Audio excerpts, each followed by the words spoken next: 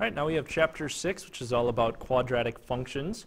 And lesson 6.1 is all about graphing our quadratic functions.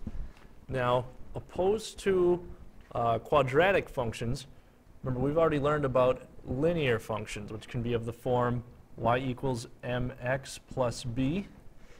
And in those cases, whenever we graph a linear function, remember it always makes a line, a straight line, hence the name linear, the line. Quadratic functions, on the other hand, they don't necessarily make a line. They always make this curve, which we would call a parabola. So linear functions, again, make that line.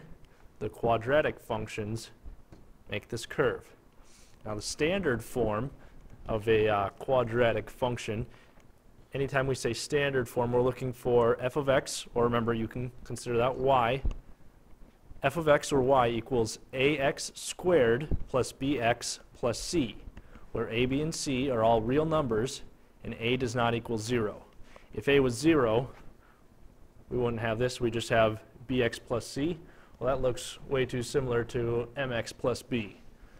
So if a was 0, it would just be a linear function. So that's why a cannot be 0, so that we still have the x squared. Basically, anytime that you have an x squared term, that's what makes a function quadratic. So tricks to know from standard form. Anytime that we are given an equation that we can put into this form, the y-intercept, like in this one, remember y-intercept is wherever it hits the y-axis. In this case, be right here. The y-intercept is going to be the point 0, c. So whatever this c is right here, that's what you would put into this side here, the y value of that coordinate, that's going to be your y-intercept.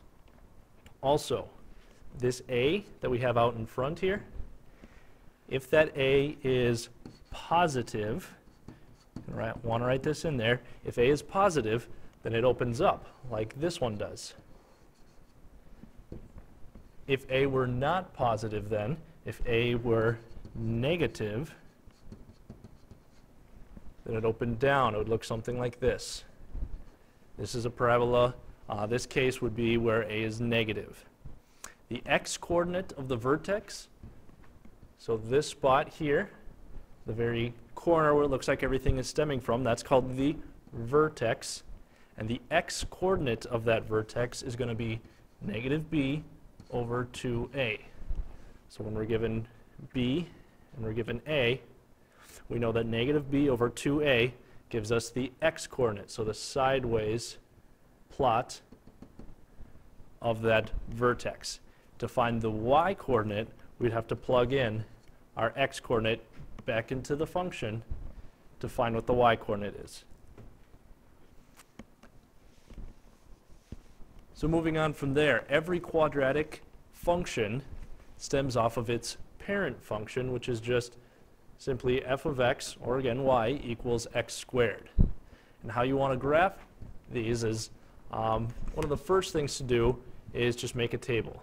So if we use points like -2, -1, 0, 1, and 2, we just plug our values back into our equation.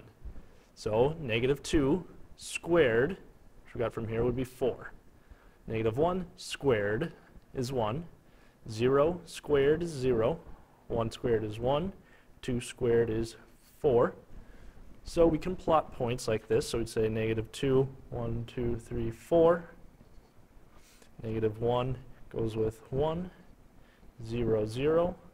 1, 1, 2, and 1, 2, 3, 4. So looks like our parabola stemming off like that.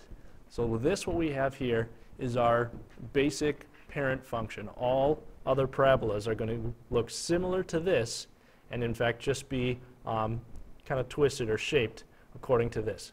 Again, that vertex, the point where it stems from, in the parent function, our vertex is 0, 0. So that was our things to be wary of, to be aware of. If we wanted to graph a parabola or a quadratic function that was not the parent function, again, where we'd start is just start plotting some points on our table. And I always like to start with these ones, especially on these smaller, easier graphs. I'll show you later where you want to pick points to create for your table, but for now we'll use these smaller, easier ones because they center around 0. So in this case, we would just plug these points right in. So we'd have negative 2 squared plus 2 times negative 2 plus 1. So I just took our equation and plugged in our first point here. Negative 2 squared is 4, plus negative 2 times 2 is negative 4, plus 1. Negative 4 and 4 cancel each other out, so we're left with just 1. Trying our other point here, we would plug in negative 1 and say negative 1 squared plus 2 times negative 1 plus 1. Negative 1 squared is 1. 2 times negative 1 would be plus a negative 2 and plus 1. Well, 1 and 1 is 2. Minus 2 equals 0.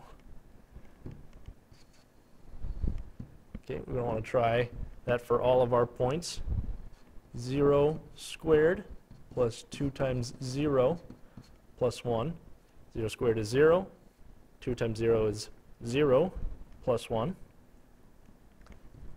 And if we try that for positive 1, 1 squared plus 2 times 1 plus 1. 1 squared is 1. 2 times 1 is 1 plus 1. Looks like that gives us a 4. Get rid of this. I'll do our last one here. 2 squared plus 2 times 2 plus 1. 2 squared is 4. 2 times 2 is 4 plus 1 equals 9. Now here it looks like everything is centering around this point here. So we'll do one more further away. So from here we had a negative 1, negative 2. Let's do negative 3, just to be sure we have some good points to use for our graph.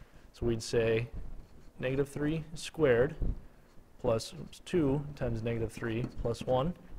Negative 3 squared is 9, plus 2 times negative 3 is negative 6, plus 1. Well, 9 and 1 is 10, and 10 minus 6 is 4. So this will give us a 4.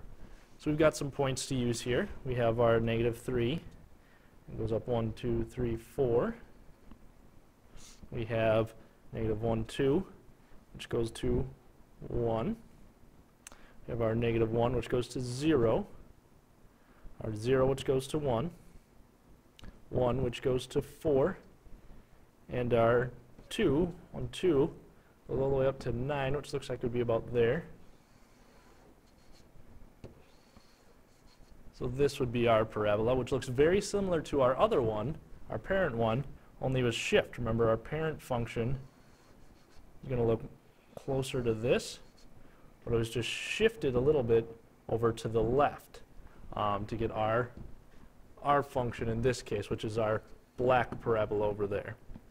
Now again, looking at where our vertex is, looks like that spot is going to be at negative 1, 0.